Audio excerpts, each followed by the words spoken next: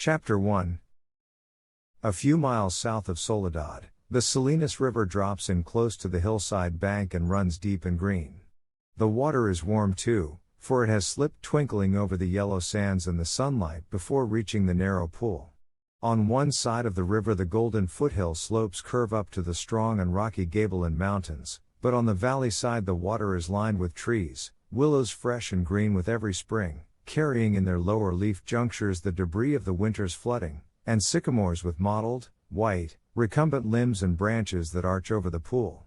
On the sandy bank under the trees the leaves lie deep and so crisp that a lizard makes a great skittering if he runs among them. Rabbits come out of the brush to sit on the sand in the evening, and the damp flats are covered with the night tracks of coons, and with the spread pads of dogs from the ranches, and with the split wedge tracks of deer that come to drink in the dark. There is a path through the willows and among the sycamores, a path beaten hard by boys coming down from the ranches to swim in the deep pool, and beaten hard by tramps who come wearily down from the highway in the evening to jungle up near water. In front of the low horizontal limb of a giant sycamore there is an ash pile made by many fires. The limb is worn smooth by men who have sat on it. Evening of a hot day started the little wind to moving among the leaves. The shade climbed up the hills toward the top. On the sand banks the rabbits sat as quietly as little gray, sculptured stones. And then from the direction of the state highway came the sound of footsteps on crisp sycamore leaves. The rabbits hurried noiselessly for cover. A stilted heron labored up into the air and pounded down river. For a moment the place was lifeless, and then two men emerged from the path and came into the opening by the green pool. They had walked in single file down the path, and even in the open one stayed behind the other. Both were dressed in denim trousers and in denim coats with brass buttons. Both wore black, shapeless hats and both carried tight blanket rolls slung over their shoulders. The first man was small and quick, dark of face, with restless eyes and sharp, strong features. Every part of him was defined: small, strong hands, slender arms, a thin and bony nose.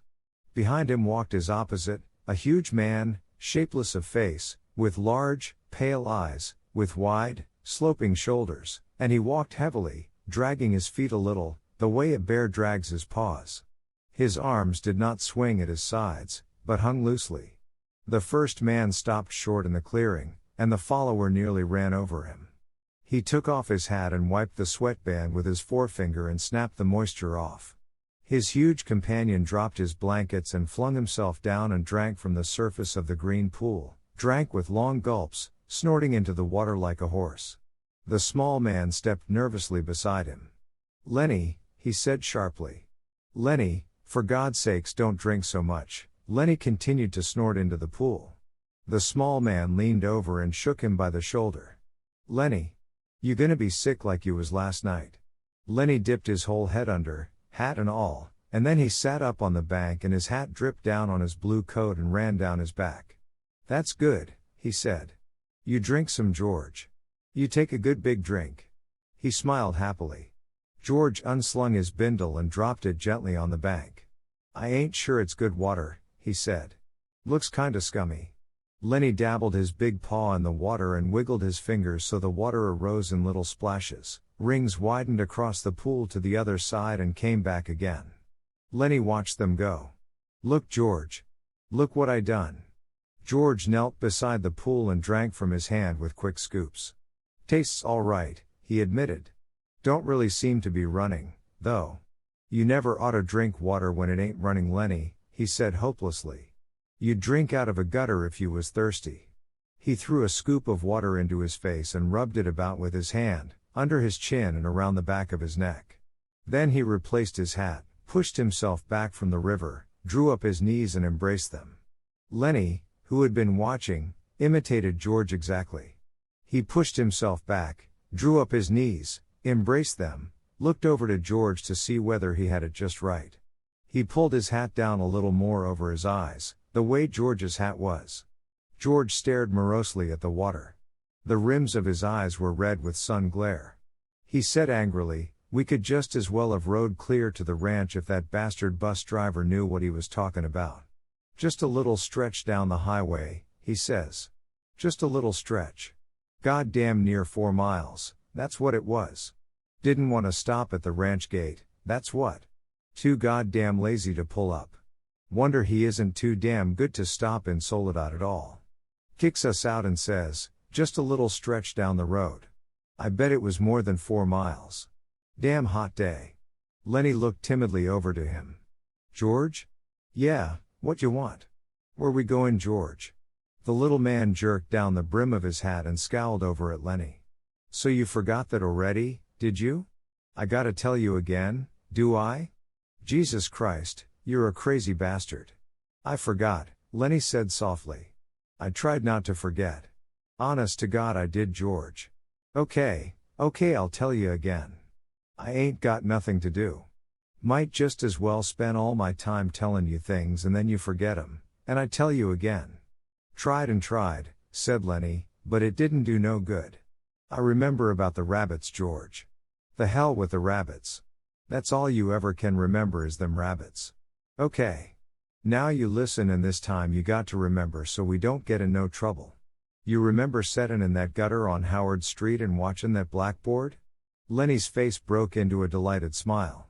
Why sure, George, I remember that, but, what did we do then? I remember some girls come by and you say. The hell with what I says. You remember about us going into Murray and Reddy's, and they give us work cards and bus tickets? Oh, sure, George.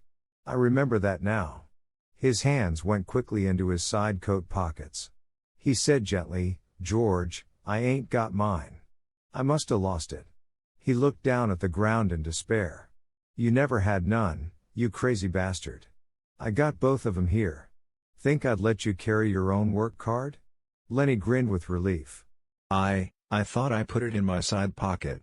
His hand went into the pocket again. George looked sharply at him. What did you take out of that pocket? Ain't a thing in my pocket, Lennie said cleverly. I know there ain't. You got it in your hand. What you got in your hand, hidin' it? I ain't got nothin', George. Honest. Come on, give it here. Lennie held his closed hand away from George's direction. It's only a mouse, George. A mouse? A live mouse? Just a dead mouse, George. I didn't kill it. Honest. I found it. I found it dead. Give it here, said George. Aw, let me have it, George. Give it here. Lennie's closed hand slowly obeyed. George took the mouse and threw it across the pool to the other side, among the brush. What you want of a dead mouse, anyways? I could pet it with my thumb while we walked along, said Lennie. Well, you ain't petting no mice while you walk with me. You remember where we're going now? Lennie looked startled and then an embarrassment hid his face against his knees. I forgot again. Jesus Christ, George said resignedly. Well, look, we're gonna work on a ranch like the one we come from up north. Up north? In Weed. Oh, sure. I remember. In Weed. That ranch we're going to is right down there about a quarter mile. We're gonna go in and see the boss. Now, look, I'll give him the work tickets, but you ain't gonna say a word. You just stand there and don't say nothing. If he finds out what a crazy bastard you are, we won't get no job, but if he sees you work before he hears you talk, we're set. You got that? Sure, George. Sure, I got it. Okay, now when we go in to see the boss, what you gonna do? Lennie thought. His face grew tight with thought. I ain't gonna say nothin'. Just gonna stand there. Good boy. That's swell. You say that over 2-3 times so you sure won't forget it.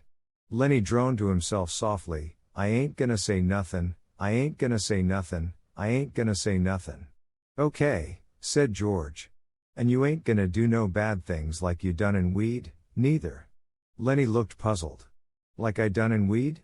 Oh, so you forgot that too, did ya? Well, I ain't gonna remind ya, fear you do it again. A light of understanding broke on Lennie's face. They run us out of Weed, he exploded triumphantly. Run us out, hell, said George disgustedly. We run. They was looking for us, but they didn't catch us, Lennie giggled happily. I didn't forget that, you bet. George lay back on the sand and crossed his hands under his head, and Lennie imitated him, raising his head to see whether he were doing it right. God, you're a lot of trouble, said George. I could get along so easy and so nice if I didn't have you on my tail. I could live so easy and maybe have a girl. For a moment Lennie lay quiet, and then he said hopefully, we gonna work on a ranch, George. Alright. You got that. But we're gonna sleep here because I got a reason. The day was going fast now. Only the tops of the gable and mountains flamed with the light of the sun that had gone from the valley. A water snake slipped along on the pool, its head held up like a little periscope. The reeds jerked slightly in the current. Far off toward the highway a man shouted something, and another man shouted back. The sycamore limbs rustled under a little wind that died immediately. George, why ain't we going on to the ranch and get some supper? They got supper at the ranch. George rolled on his side. No reason at all for you. I like it here. Tomorrow we're gonna go to work. I seen thrashing machines on the way down. That means we'll be bucking grain bags, bustin' a gut. Tonight I'm gonna lay right here and look up. I like it. Lennie got up on his knees and looked down at George. Ain't we gonna have no supper? Sure we are, if you gather up some dead willow sticks. I got 3 can of beans in my bindle. You get a fire ready. I'll give you a match when you get the sticks together. Then we'll heat the beans and have supper, Lennie said. I like beans with ketchup. Well, we ain't got no ketchup. You go get wood. And don't you fool around. It'll be dark before long. Lennie lumbered to his feet and disappeared in the brush. George lay where he was and whistled softly to himself. There were sounds of splashings down the river in the direction Lennie had taken. George stopped whistling and listened. Poor bastard, he said softly, and then went on whistling again. In a moment Lennie came crashing back through the brush. He carried one small willow stick in his hand. George sat up. All right, he said brusquely. Gimme that mouse. But Lennie made an elaborate pantomime of innocence. What mouse, George? I ain't got no mouse. George held out his hand. Come on. Give it to me. You ain't puttin' nothing over. Lennie hesitated, backed away, looked wildly at the brush line as though he contemplated running for his freedom. George said coldly, You gonna give me that mouse or do I have to sock you? Give you what, George? You know goddamn well what. I want that mouse. Lennie reluctantly reached into his pocket. His voice broke a little. I don't know why I can't keep it. It ain't nobody's mouse. I didn't steal it. I found it lying right beside the road. George's hand remained outstretched imperiously. Slowly, like a terrier who doesn't want to bring a ball to its master, Lennie approached, drew back, and approached again. George snapped his fingers sharply, and at the sound Lennie laid the mouse in his hand. I wasn't doing nothing bad with it, George. Just stroking it. George stood up and threw the mouse as far as he could into the darkening brush, and then he stepped to the pool and washed his hands. You crazy fool. Don't you think I could see your feet was wet where you went across the river to get it? He heard Lennie's whimpering cry and wheeled about. Blubberin' like a baby. Jesus Christ. A big guy like you. Lennie's lip quivered and tears started in his eyes. Aw, Lennie. George put his hand on Lennie's shoulder. I ain't taking it away just for meanness. That mouse ain't fresh, Lennie, and besides, you've broke it petting it. You get another mouse that's fresh and I'll let you keep it a little while. Lennie sat down on the ground and hung his head dejectedly. I don't know where there is no other mouse. I remember a lady used to give 'em to me, ever one she got. But that lady ain't here. George scoffed. Lady, huh? Don't even remember who that lady was. That was your own Aunt Clara. And she stopped giving 'em to you. You always killed 'em. Lennie looked sadly up at him. They was so little, he said, apologetically. I'd pet 'em, and pretty soon they bit my fingers and I pinched their heads a little and then they was dead, because they was so little. I wished we'd get the rabbits pretty soon, George. They ain't so little. The hell with the rabbits. And you ain't to be trusted with no live mice. Your Aunt Clara give you a rubber mouse and you wouldn't have nothing to do with it. It wasn't no good to pet, said Lennie. The flame of the sunset lifted from the mountaintops and dusk came into the valley, and a half-darkness came in among the willows and the sycamores. A big carp rose to the surface of the pool, gulped air and then sank mysteriously into the dark water again, leaving widening rings on the water. Overhead the leaves whisked again and little puffs of willow cotton blew down and landed on the pool's surface. "You gonna get that wood?" George demanded. "There's plenty right up against the back of that sycamore. Floodwater wood. Now you get it." Lennie went behind the tree and brought out a litter of dried leaves and twigs. He threw them in a heap on the old ash pile and went back for more and more. It was almost night now. A dove's wings whistled over the water. George walked to the fire pile and lighted the dry leaves. The flame cracked up among the twigs and fell to work. George undid his bindle and brought out 3 cans of beans. He stood them about the fire, close in against the blaze, but not quite touching the flame. "There's enough beans for 4 men, George said. Lennie watched him from over the fire. He said patiently, "I like 'em with ketchup." "Well, we ain't got any," George exploded. "Whatever we ain't got, that's what you want. God A'mighty, if I was alone I could live so easy. I could go get a job and work, and no trouble. No mess at all, and when the end of the month come I could take my $50 and go into town and get whatever I want. Why, I could stay in a cat house all night. I could eat any place I want, hotel or any place, and order any damn thing I could think of. And I could do all that every damn month. Get a gallon of whiskey, or sit in a pool room and play cards or shoot pool." Lennie knelt and looked over the fire at the angry George. And Lennie's face was drawn with terror. "And what I got," George went on furiously. "I got you. You can't keep a job and you lose me every job I get. Just keep me shoving all over the country all the time. And that ain't the worst. You get in trouble. You do bad things and I got to get you out." His voice rose nearly to a shout. "You crazy son of a bitch. You keep me in hot water all the time." He took on the elaborate manner of little girls when they are mimicking one another. "Just wanted to feel that girl's dress, just wanted to pet it like it was a mouse. Well, how the hell did she know you just wanted to feel her dress? She jerks back and you hold on like it was a mouse.